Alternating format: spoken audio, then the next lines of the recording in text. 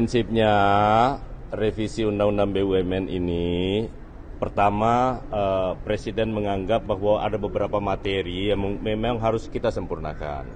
Yang pertama karena ada pembentukan Danantara, maka kementerian itu untuk mengurusinya, akhirnya Kementerian BUMN dibentuk lagi menjadi badan ya.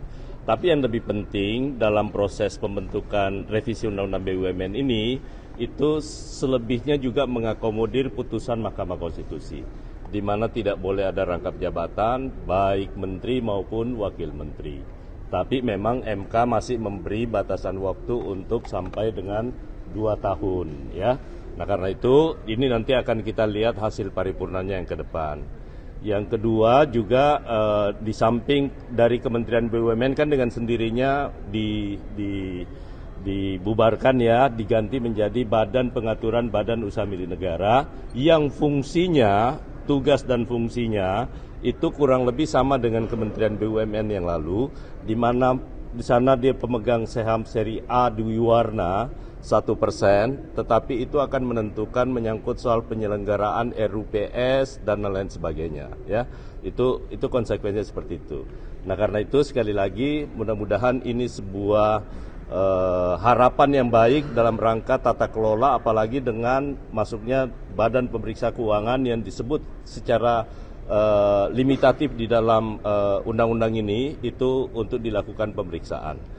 Karena itu mudah-mudahan nanti dengan tata kelola yang baik, Badan Pengatur BUMN bersama dengan Danantara sebagai pemegang saham seri B yang 99% itu bisa berkolaborasi dan menciptakan good governance ataupun ESG bagi Badan Usaha Milik Negara kita. Nanti itu akan menjadi sumber untuk kesejahteraan rakyat Indonesia. Untuk saya kira kepala itu badannya nanti dari wakil menteri yang ada sekarang atau dari luar lagi? Ya, jadi itu nanti akan diputuskan oleh Bapak Presiden.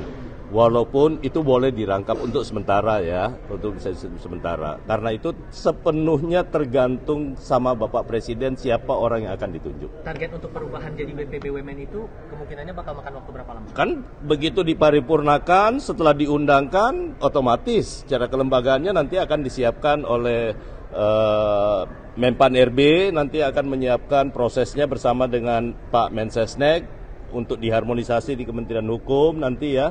Ada kan tentu ada penetapan perpresnya nanti untuk mengatur secara kelembagaan dan lain-lain sebagainya. Ini kan BUMN diturunkan jadi badan itu nanti setara sama BP Danantara atau seperti apa Pak? Beda dong, beda. Kalau ini kan fungsinya regulator, kalau Danantara kan eksekutor buat pelaksanaan untuk operatornya. Kalau ini regulator.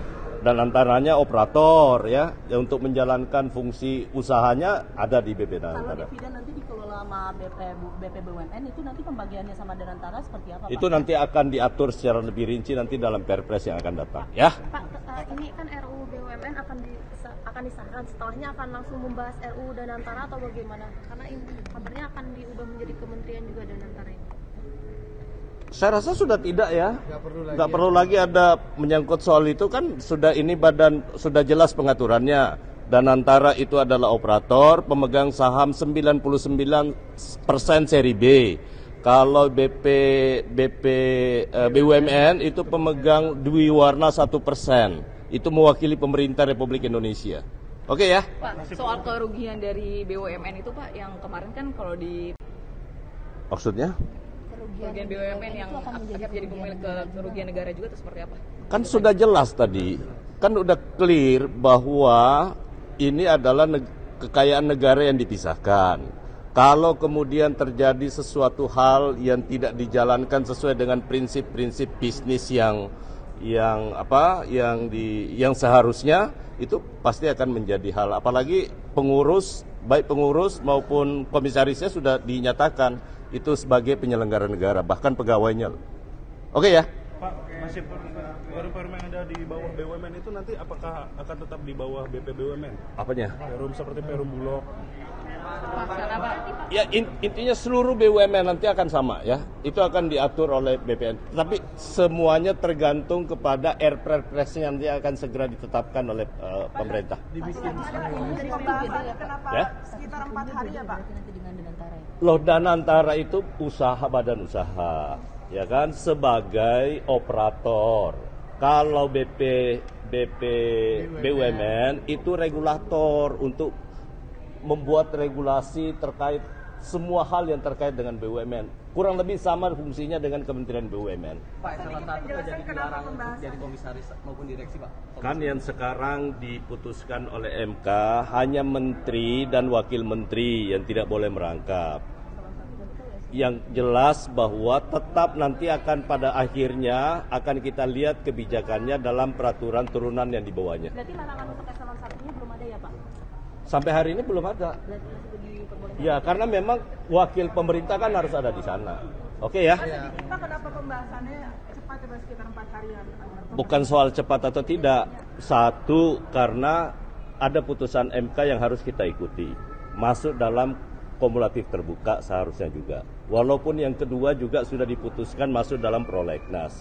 Yang ketiga, semua masukan publik itu semua sudah diterima dan teman-teman di Komisi 6 sudah melakukan meaningful participation ya. Nah, karena itu terbuka semua dilakukan, mendengar para ahli dan semua masukan masyarakat sipil itu sudah didengar dan hasilnya hari ini itu membuktikan bahwa apa yang disuarakan publik hari ini didengar oleh pemerintah dan DPR, diwujudkan dalam keputusan hari ini. Oke ya, tadi bilang jangka waktunya 2 tahun, tapi semuanya tergantung kepada nanti peraturan turunannya. Kan ada Perpresnya. Oke, siap. Ya. Pengaturan terkait lembaga yang menyelenggarakan tugas pemerintahan di bidang BUMN dengan nomenklatur Badan Pengaturan BUMN yang selanjutnya disebut BPBUMN. Ya. Kedua, jadi tadi namanya Badan Pengaturan BUMN. Yang selanjutnya disebut BPBUMN. Yang kedua, menambah kewenangan peran BPBUMN dalam mengoptimalkan peran BUMN. Ketiga, pengaturan dividen saham seri A Dwiwarna dikelola langsung oleh BPBUMN atas persetujuan Presiden. 4. Larangan rangkap jabatan untuk menteri dan wakil menteri pada direksi, komisaris, dan dewas atau Dewan Pengawas BUMN sebagai tindak lanjut putusan Mahkamah Konstitusi nomor 128 garing PUU strip 23 Romawi garing 2025. 5. Menghapus ketentuan anggota direksi, anggota Dewan Komisaris, dan Dewan Pengawas bukan merupakan penyelenggara negara. 6. Kesetaraan gender bagi karyawan BUMN yang menduduki jabatan direksi, komisaris, dan jabatan manajerial di BUMN. 7.